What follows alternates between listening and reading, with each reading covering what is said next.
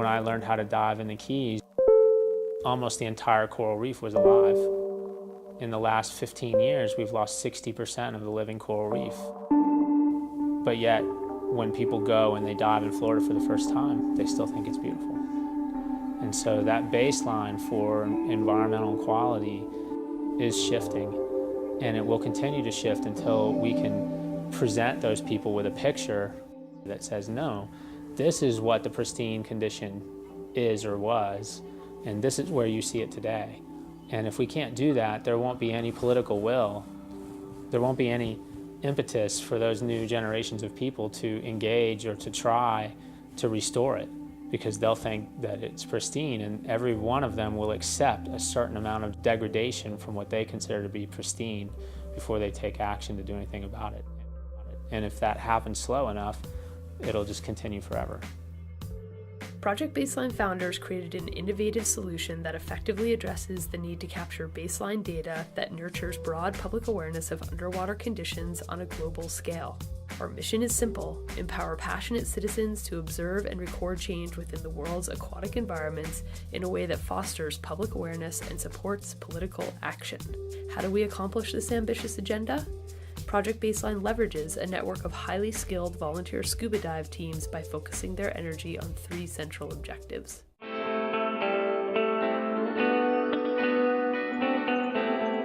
Project Baseline is a grassroots conservation initiative focused on aquatic environments all over the world. It's a volunteer-run organization built primarily on divers right now, but we hope to branch out into the broader community.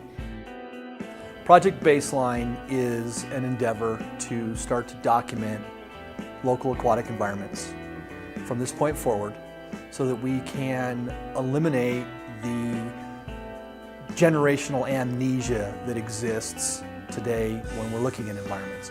Our mission is to encourage divers and empower those divers to be able to go out on a regular basis and record what they see in the local environment that they dive on a regular basis.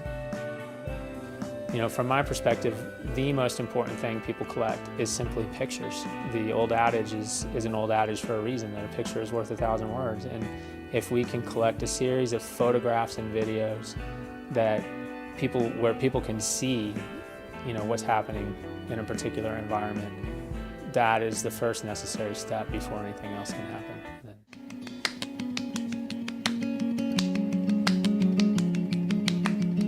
You know, we recognize that there are people heading into underwater environments all over the world, and we'd like to harness the power of all of those divers by giving them the tools and the platform required to take their observations that they're collecting anyway as they snap images, video, create dive logs, and give them a platform to share their observations with the world.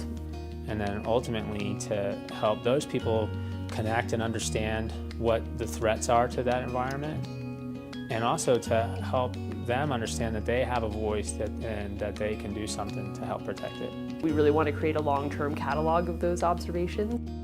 We want to make sure that the public can see a record building over time. And we believe that our underwater diving community has something really powerful to share with entities that maybe view water resource management from a more scientific perspective, but maybe have less of a personal connection to these environments.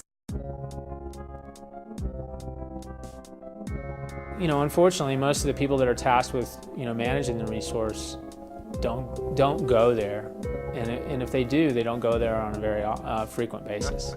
And so it's not that, you know, people aren't trying to collect information and you know, protect a particular environment, but quite often it's literally that they just aren't seeing it.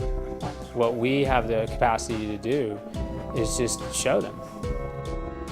I can tell a politician, or I can tell a scientific community that 30 years ago I could see down 65 feet from the surface without a problem.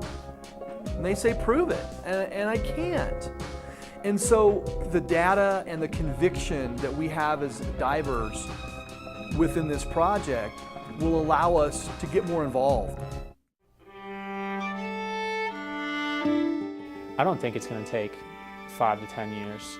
I think all it's going to take is to get people organized enough to collect the information, the pictures, the data, to be able to articulate their story in a way that will resonate with the politicians and the organizations that are tasked with protecting the resource. And I think we can accomplish that on a much shorter timeline if we had the resources to dedicate to it.